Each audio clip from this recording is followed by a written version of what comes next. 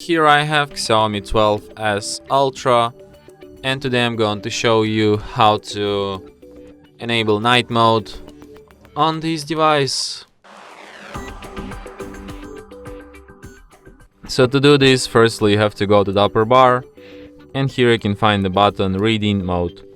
So by tapping on it once, you can switch this mode. By holding your finger on it, you can access some of its settings. For example, you can select mode of the reading mode. It could be classic or paper mode.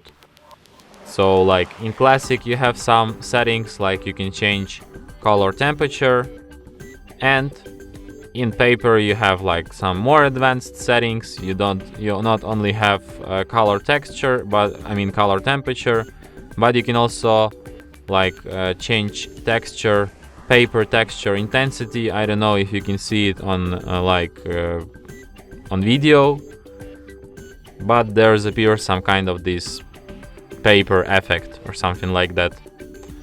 And you can also disable colors. You can make them slightly lighter or just enable black and white device. I like it this way actually. So yeah, and you can also set up schedule for this mode. You select start time, end time, and yeah.